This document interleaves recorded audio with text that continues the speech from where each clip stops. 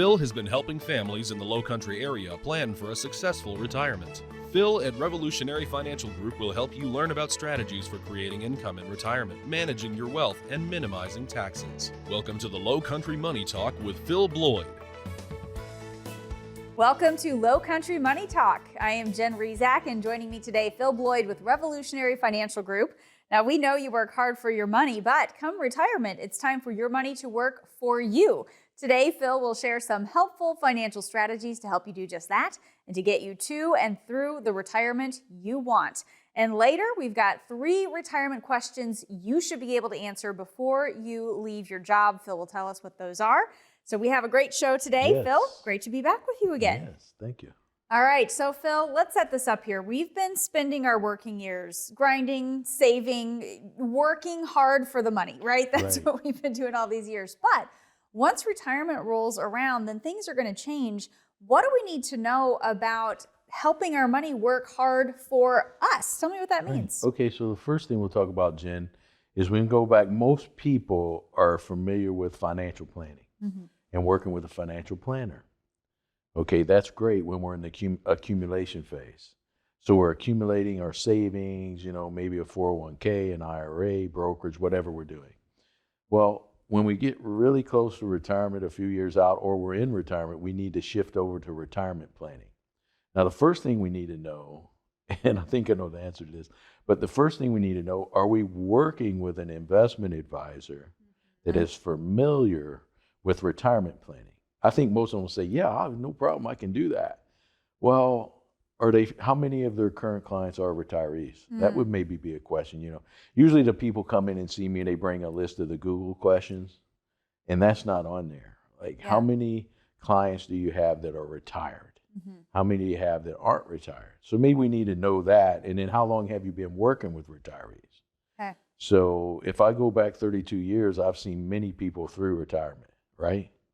I retired over 100 times, I guess. So, it's important because the strategies can't stay the same as they were pre-retirement because one, we don't have the income coming in anymore. Right.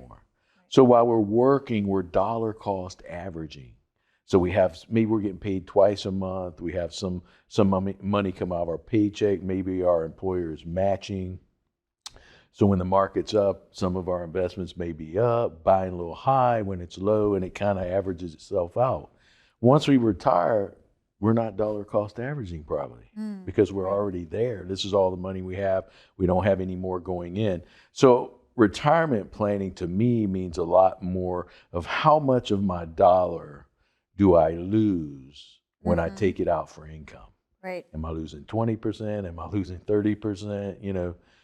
So that's where we need to concentrate. Yeah. And unfortunately, I find that most people are still in the financial planning aspect and they're thinking, well, gee, my account went up 5% this year or 4% this year or whatever. And they need to start focusing on when I take that dollar out, how much am I losing to taxation? Am I taking it out of the wrong place? Can I take it out of somewhere else where I don't lose as much as taxation? And if you're not working with an advisor that's familiar with retirees, maybe they're not looking out for that stuff. Wow. So that's one thing. Yeah, we've just got to be thinking about that. And I imagine when you talk about we go into retirement and now we're starting to take money out of these accounts, so it's going to be going down. Then you have the potential of market losses, that type of thing. Oh, yeah. What a scary position for people to be in. I'm sure people feel very uncomfortable when they start living off of this savings and figuring this out. Well, then it comes in that tactic, that scare tactic again. Will I outlive my income? Right. That's one of the number one fears that people have. And then you have to understand Wall Street a bit. Wall Street moves on 2 things, fear and greed. Okay. So greed, maybe I'm not getting enough. I need to put more in or whatever. And then the fear is like, oh, I think I'm going to lose all my money. Pull it out, pull it out. I used to have an advisor that worked for me, and he used to go around the office all the time, and he'd be saying, buy, buy, buy, sell, sell, sell, buy, buy, buy, sell, sell, because the market's always in this flux. Right. So we don't want to be on that merry-go-round. I have a client, he's a fisherman down here, Lowcountry. And he said, I learned early on when it came to saltwater fishing, you need to go out in your boat in low tide so that you get a really good look at what the environment is when all the water's down. And that way you can find your way back, because in high tide it's easy, but in the low tide you get hung up on some sandbars or something like that. And also, the tide changes all the time, and at low tide it doesn't look all the same all the time because stuff is always moving. Yeah. So that could be similar to that stock market. Things are always changing. Things are different. We don't want to let fear push us because we'll make the wrong decision. So the best way I find to offset that, Jen, is to have a plan. Yeah. And take that in consideration. The market's going to change. Yeah. So many things are going to change. I mean, there's so many different ways you can go with this. The landscape changes constantly with retirement planning. Rules change. Congress makes changes. Then we have changing economic conditions, high inflation, low inflation, stock market volatility. Talk a little bit about what you mean when you say having a plan. What all goes into that, and how can it help us navigate these challenges? I find the best way is to make sure that we don't rely so much on the things that we can't do anything about, like the ups and downs of the stock market. Right. There are some other areas where we can have our money positioned where it's not as fluctuating as much as the ups and downs of the stock market. That should be our comfort. So it's like, the stock. Here's an example I give people as well. I relate the stock market. I think about all the traders in the Hamptons. In the summer, a lot of times there's not a lot of volume because these people go to the Hamptons up in New York and they hang out all summer. So how much work's getting done, I don't know. Their kids start coming back to school. So I think, the stock market, I think big cigars and champagne corks, and are always celebrating the ups of the market. When it's down, maybe they're not around so much. Maybe they're in the Hamptons. It's almost like the gambler that goes to the horse races and they always talk about the wins, but not the losers. There's another aspect to the market, and that's the not so exciting stuff. So, we look for banks as maybe some security. Of course, the banks have been volatile lately, huh? Yeah. Yeah, but, for the most part, the bigger banks and these things, the FDIC and all these things, they had their own problems.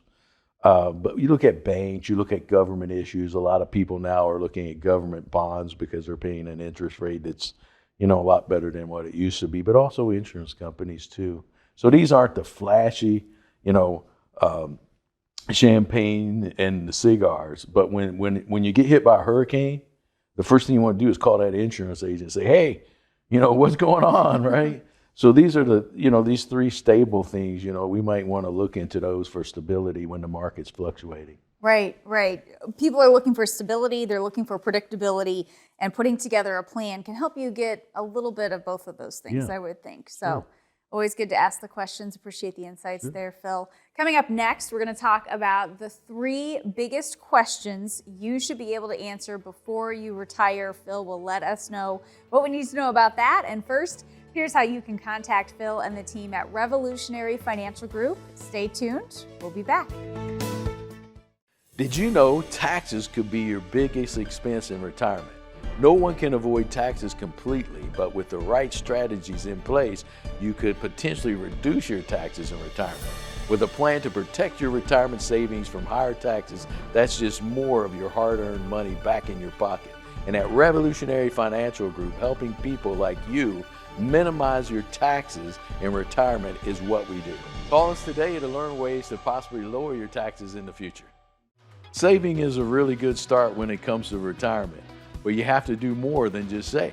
You have to think about income in retirement. When it comes to your retirement, do you really want to pay bills with guaranteed income or just maybe income? Hi, I'm Phil Bloyd with Revolutionary Financial Group. Our team creates comprehensive plans for maximizing income and minimizing taxes for families right here in the Lowcountry. Call today to book your free 15-minute consultation. Hi, I'm Phil Bloyd with Revolutionary Financial Group. Over the last 32 years in the financial industry, I've seen about everything. There's so much I'd like to share with you about the benefits of solid planning and the pitfalls that can derail your retirement. I'd love to send you a copy of my book. I've retired hundreds of times. You'll learn more about tax and income planning and more. Remember, at Revolutionary Financial Group, there's more to your retirement than just your money.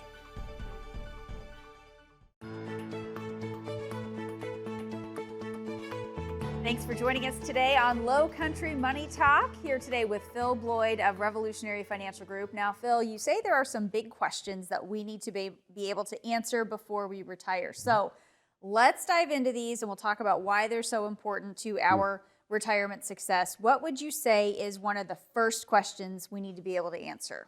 Okay, are you ready to retire? Okay. I had a gentleman come to me once, Jen, and he says, "Hey, I'm ready to retire." I said, "You are? Okay, well, let's see what you got going on here." Right. So we talked about his income needs. We talked about what he had saved up. We talked about his pension. We talked about where he was working and did he like it? He didn't like it. He liked it. And I'm like, "Look, man, if I were you, based upon what's going on kind of in the market these days, what you have saved up," I said, "Do you like your job?" He's like, "Yeah, I like it." And I said, "You've been there a long time, huh?" He's like, "Yeah, I've been here a long time." I said, "So you kind of got it made over there." He was like a claims adjuster or something for an big insurance company. And he's like, "Yeah, I've been there so long." And I'm like, "You pretty much get to do whatever you want to do, right?" I said, "Would it be tough to work there maybe 2 more years?" He said, "No, it'd be fine." I said, "Okay, that's where we're at." I said, "Go over there and work a couple more years. And I think here's what you need to do." So I gave him a few more pointers about how he needed to save and do some more things. I had one person come in one time and they weren't quite ready for retirement. And, I'll just be honest with you brutally. So in a nice way, I'm a nice guy. But I'm like, "You don't have enough money saved." Okay. I said, "You need to go back to work." That person did not become a client, okay? Yeah. But it's true. And I'm like, well, I mean, she didn't need to work full time. Right. But she still needed to at least work part time because, her husband was at age, he was already taking distribution. She didn't have to yet. And I'm like, you need to go a little bit longer. So the first thing we want to look at is, do we have enough income to retire? Okay. So the question was, when should I retire? Secondly, when will you take Social Security? Okay. That's another one. Do we need to take it at 62? Do we want to keep working? What do we want to do there? So again, these questions, so you come in, we're going to look all that over, and we'll see. Now there's one case I talk about in the book. It's a sad case. And the gentleman, he came to me, he said, "Phil, I've been to all these investment advisors or these financial planners, whatever you want to say." And he said, "They just won't tell me whether I can retire or not." I said, "Well, let's do this." I said, "Bring me all your statements, everything you have, all your savings." And I said, "The one thing I promise I'm going to tell you is if you can retire or not. We'll go over your income needs, all these different things." So he brought me all of his data. I looked it over and I'm like, well, based upon, that your income requirements, all that, there's no reason you can't retire right now. You think he wanted to retire? He did not want to retire. He just wanted to know if he could. Because when you go to work every day and hey, I don't need to be here, I could retire. It's a different mindset. Yeah. Now, in his case, he was in a physically tough job. He owned the company, but he was still did a lot of intense labor, very difficult. Now, in his case, he became a client of mine. I met him at a party that I went to with some people that were already clients. And we became really good friends. I managed his money for a few years. And then he sold his business. And he said, "Okay, I finally got my business sold." And I'm like, "Great. So what's the stipulation on you retiring?" Because I wanted him to retire. And he said, "Well, I sold it to a younger person, so I'm going to stick around on salary for a bit and kind of help him transition." A year became 2, became 3, became his son going to work for this company and him wanting to stay along to make sure his son got it. Became one morning I got a call from his wife from the hospital that he had passed away in an accident because he was driving a vehicle where someone was supposed, it was right after Christmas and somebody didn't come back in time from Christmas. And so he was driving his vehicle and he had some issues and drove over the side of an embankment and he died. And I'm like, gosh, I wish you would have retired. But see, knowing you can retire and actually giving it up is two different things. Yeah, it's almost as if we have to be financially and emotionally ready for retirement. So we got to talk about We got to talk about both. So you said we've got to be able to talk about, are you ready to retire? We've got to think a little bit about what will you be doing with your Social Security benefits? What's another big question we need to be able to answer? Well, we've got to get to 65 to get Medicare. Healthcare, okay. So if I'm retired at 62, I mean, you know, that's going to be probably a pretty good premium you're going to have to pay. So do we have that lined up? My sister's in that position. She just turned 65 and she's like, oh, I'm so glad to be 65, I get Medicare. But she's never retiring, okay? Yeah. So her thing is she wants to plan on work forever. So it's like, well, you know, we have to have a plan for healthcare premiums. Then when we hit 65, we have supplements maybe to add to. Some people, they have pensions, you know, when they retire, they have some company plan to take care of their healthcare. But then they would have a spouse that maybe isn't covered. So then they have to pay for that premium. So that's a big consideration. Yeah, okay. So we want to think about healthcare costs too. There's just so many things that we need to be thinking about. And just thinking back on the story you shared earlier, the reality is nobody's promised tomorrow. We don't have a crystal ball. That's why we talk about planning, so that way you can hopefully enjoy the time that you have without having to worry about these other financial things, right? Sure. Jen, one of my biggest challenges is just, you know, getting people to, hey, we've developed this plan. I want you to go enjoy your retirement. Yeah. Go on. I'm here every day working with the team. You go enjoy your retirement. You fish, you golf, you do what you want. You got to let it go a bit. Right. That's the biggest problem a lot of people have. Right. So when people are afraid to let go, they're worried about this transition and trying to start spending this savings. Talk a little bit about how you help them analyze their situation and explain to them, look, here's what's going on. Here's how much you can afford to take. Yeah. Here's how you can feel better about this. Let go. Right. Right. You know, we can review the tax returns and I'm like, okay, here's how much we had coming in. Here's this. We do an income plan. I'm like, you know, we did this at a very conservative amount of growth and you're still running out into the 90s, you know, but you still have to accept what I'm showing you. Yeah. And that's the trouble part. I had a retirement, a lady, her parents, you know, during the Depression, she's 90 some years old. She came to see me this week. She's 93. And she's all, Phil, I'm going to run out of money. You know, I'm going to run out of money. I said, I think you run out of time before you run out of money. Yeah. Now I asked her that very question, though. I said, after working with me for 23 years, do you still think you might run out of money? And she's like, no. And I'm like, okay. Win. We'll take the win. There you go. There you go. So again, we want to learn about some of those strategies. There's more to preparing for retirement than just saving. We want to think about the strategies to help the money last. And that's a big part of the planning conversations you have. It's great when you do the saving, but we need to take that next step, right? Yeah. Yeah. We need to implement the plan. The plan's no good unless we implement the plan. Right. You know, and sometimes giving that up or kind of relinquishing it is a hard thing to do. Yeah, it's a tough adjustment. It's a big adjustment for people to make. So appreciate those insights, Phil. Straight ahead, Phil is going to answer some of your questions. But first, here's how you can contact Phil and the team at Revolutionary Financial Group. Stay with us. We'll be back. Hi, I'm Phil Bloyd with Revolutionary Financial Group. Over the last 32 years in the financial industry, I've seen about everything. There's so much I'd like to share with you about the benefits of solid planning and the pitfalls that can derail your retirement. I'd love to send you a copy of my book. I've retired hundreds of times. You'll learn more about tax and income planning and more. Remember, at Revolutionary Financial Group, there's more to your retirement than just your money. Did you know taxes could be your biggest expense in retirement? No one can avoid taxes completely, but with the right strategies in place, you could potentially reduce your taxes in retirement. With a plan to protect your retirement savings from higher taxes, that's just more of your hard-earned money back in your pocket.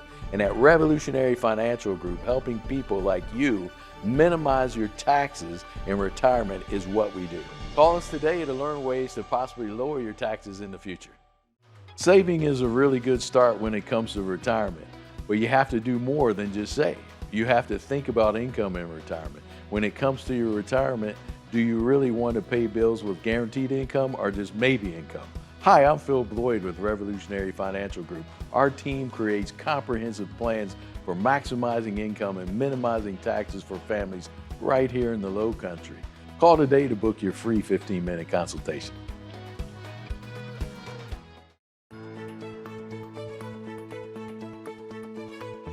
Thanks for joining us today. And now it is time to get to some of the questions that you have for Phil today. So Phil, ready to get started with our questions? I love these questions. All right, our first one comes from Rob in Sun City, and he says, is it a good idea to have my investments, taxes, and legal documents for my estate all handled by the same firm? Well, I don't want to say no, but I can tell you how I do it. Okay. So typically, I would want to talk to the CPA or whoever's doing the taxes as part of the team. You know, we need to be on a team. So we may not always agree, okay, Sure. but I want at least to have that relationship. So many times when we have a new client, I will call their accounting person, CPA, whoever it may be, and say, okay, you know, I might have a few questions, and I'll get permission from them and, you know, look at it that way. The other thing, when it comes to estate planning, we do want to have that attorney.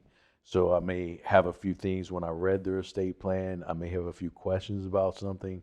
Who better to call than the person that designed the plan? So we all want to have the team on the same page, whether it's all under the same roof.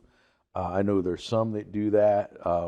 I don't. I like to have some outside counsel on things. I don't try to be a CPA.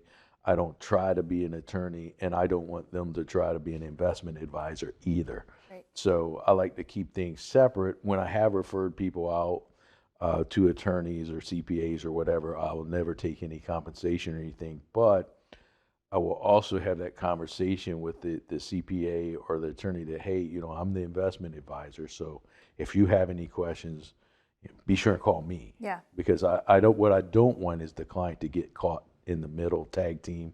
Well, this one said this and this. Let's just be on the same page to help the client. Yeah, I think that's a great way of putting Yeah. it. Get everybody on the same page, have those conversations, Right. get the questions answered. So, all right.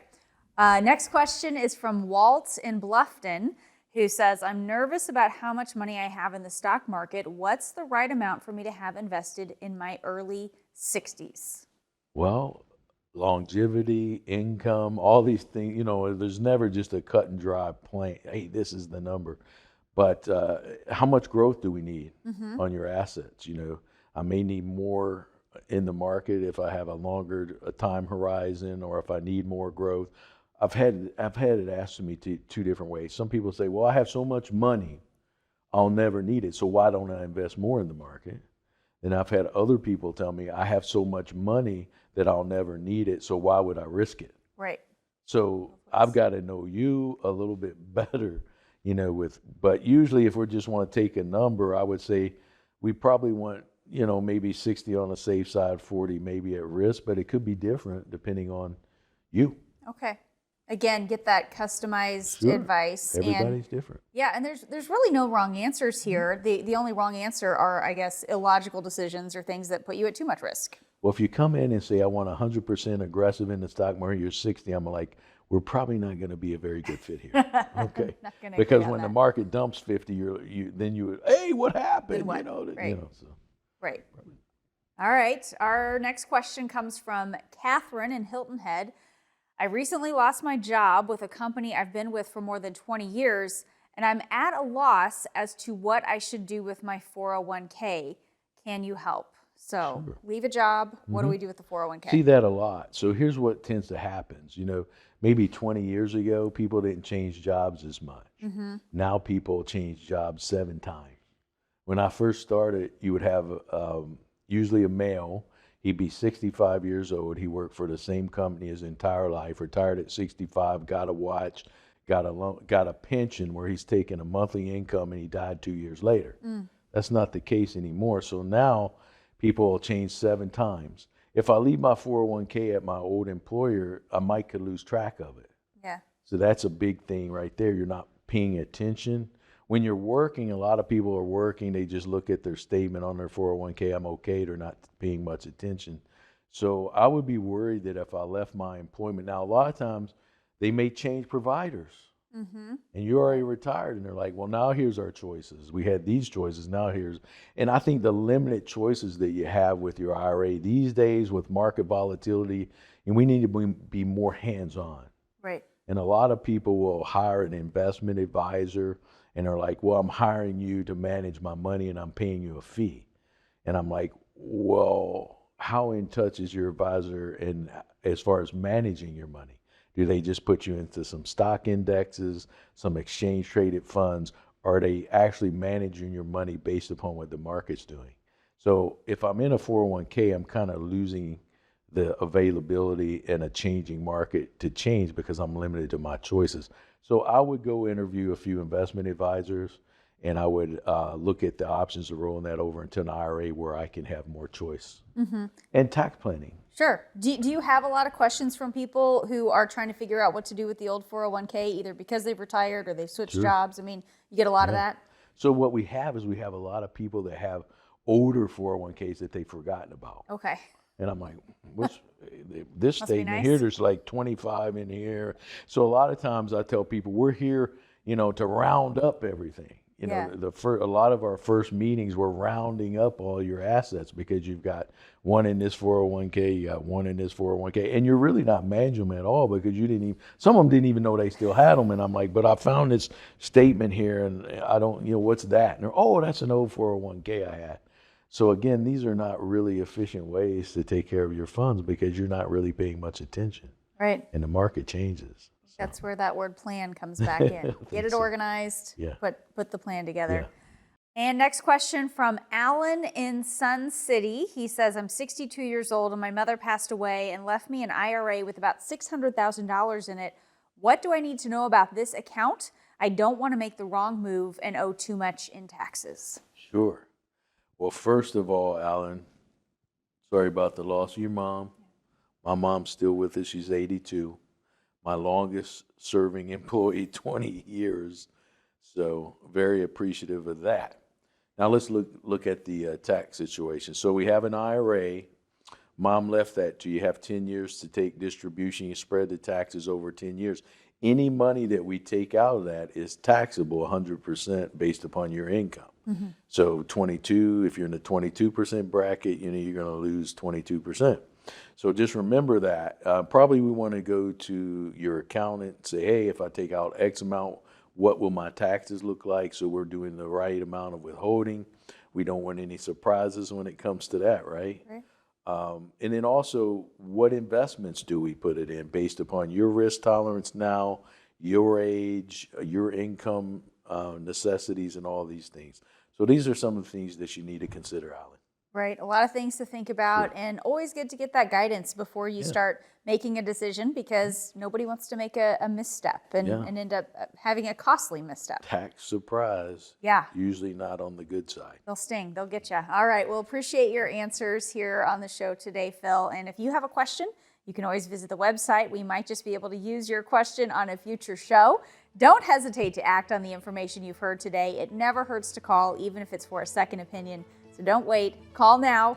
For Phil and the team at Revolutionary Financial Group, I am Jen Rezac. Have a great day and an even better retirement.